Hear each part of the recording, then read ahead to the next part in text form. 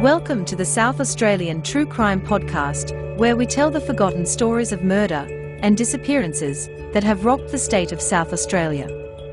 South Australia was once wrongly given the moniker of murder capital of the world by an ill-informed British documentary maker. However, South Australia certainly is home to some of the more bizarre murderers and serial killers. All of the stories in these podcasts have been thoroughly examined and researched. If any of the South Australian true crime stories cause any issues with you, please contact Lifeline on 13 11 14 or Beyond Blue on 1300 22 46 36.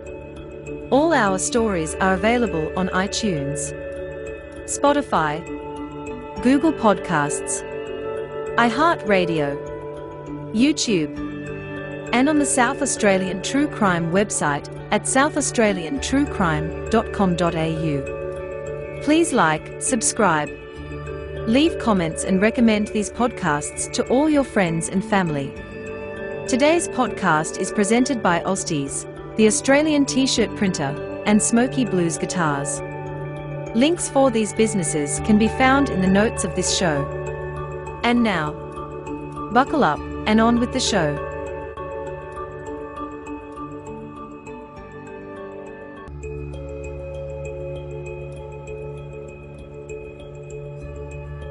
It's the end of 1999. Everyone holds their breath, waiting for the world to come to an end, due to the Y2K bug. Top scientists were under the belief that, when the world clocks over to the year 2000, all computer chips will fail, due to them not being able to cope with changing over from the year 1999 to 2000. But as the year 2000 rolls in, no significant effects occur anywhere. During the year 2000, on the world stage, Sony releases the PlayStation 2, which goes on to become the best-selling gaming console in history, selling over 155 million units worldwide. 3 astronauts became the first crew to live on the International Space Station, with their stay totaling 136 days. Since the arrival of this crew, the International Space Station has been continuously occupied by astronauts from around the world. A chartered Concorde flight, leaving Charles de Gaulle Airport in France, hit some debris on the runway on takeoff, piercing a fuel tank. The plane soon crashed, killing 100 passengers, 9 crew and 4 people on the ground. After a 50-year non-stop run, the Peanuts cartoon featuring Charlie Brown and Snoopy ended with the death of the cartoonist, creator, Charles Schulz. In Australia, the Olympics were hosted in Sydney, becoming the most successful games to date. A massive oil spill occurs off Victoria's Phillip Island coast, stretching 12 kilometers along the coastline, killing 3 penguins, a cormorant, 9 silver gulls and 5 endangered hooded plovers. The German owners of the ship, ANL Pioneer, were eventually fined more than $1 million. Eric Bana's dramatic film debut, Chopper, the biopic of famous Australian criminal and standover man, Chopper Read, traumatized us all. The #1 song for the year 2000 in Australia was I'm Outta Love by Anastasia, a song I could not remember until I checked it on YouTube. And the top grossing movie for 2000 was Chicken Run, closely followed by Charlie's Angels. A walk, planned by the Council for Aboriginal Reconciliation, expected up to 20,000 people to turn up to walk across the Sydney Harbour Bridge. Instead, 250,000 people turned up, blocking the Sydney Harbour Bridge for more than 5 hours. In South Australia, our population reaches 1.5 million people by the end of the year 2000. with 70% of our people living within half an hour's drive of the capital, Adelaide. South Australian crime. There were 22 confirmed homicides in South Australia in the year 2000.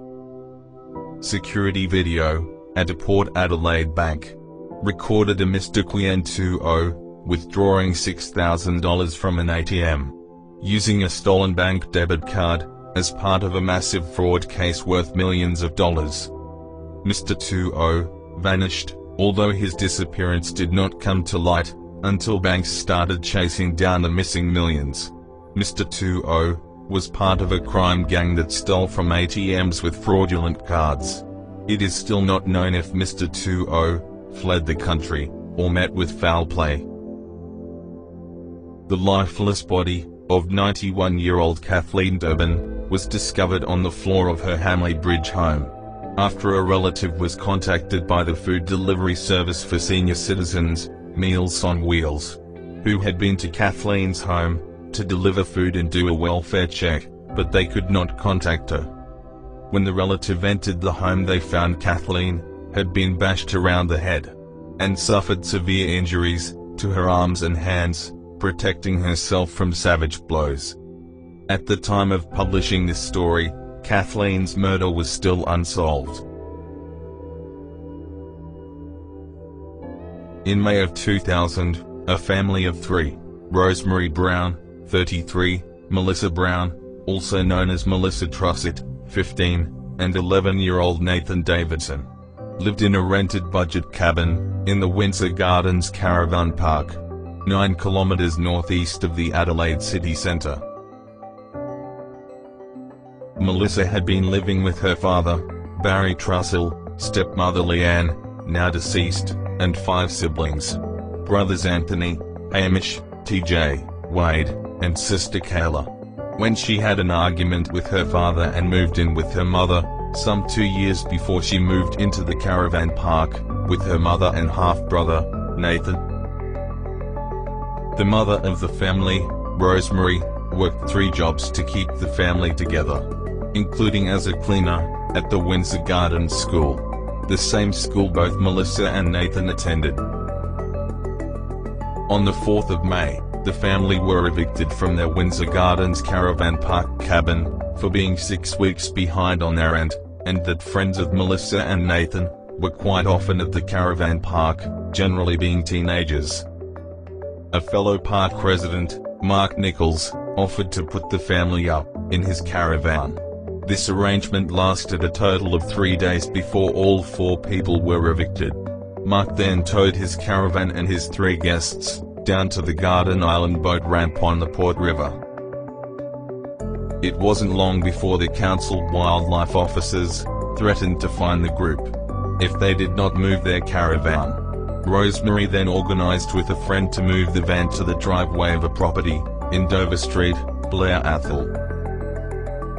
Rosemary had been at work as a cleaner, as usual on Friday, May 12.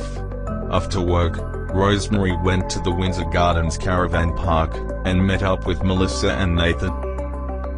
Whilst at the caravan park, Rosemary spoke to several associates, and in a later interview, her son Nathan claimed his mother looked and acted stressed out about something, although he could not say what it was. Nathan went to stay with friends at Clemzig, a nearby suburb, while Melissa and Rosemary returned to the caravan at the Dover Street address. Mark Nichols claims he saw Rosemary leave the caravan at about 2:30 a.m, with Melissa close behind. That was the last time anybody saw the 2 women alive. Nathan returned to the van the next day, but did not find his mother. After waiting a week, living his everyday life, he eventually contacted the police via a relative. A search commenced, but clues were hard to find, as they had no idea where the girls had disappeared from. The caravan was thoroughly searched, but nothing unusual was found. Although interviewing Mark Nichols several times as a suspect, there was still no evidence showing he knew any more than he told the police. Requests for help on TV and radio didn't bring many clues, until someone eventually came forward with a handbag later found to be indeed the handbag that had belonged to Rosemary.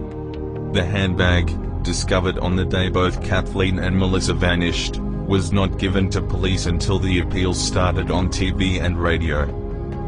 A couple came forward with the bag, stating they found it under a bush in their front yard, at their Sterling Street, Northfield property.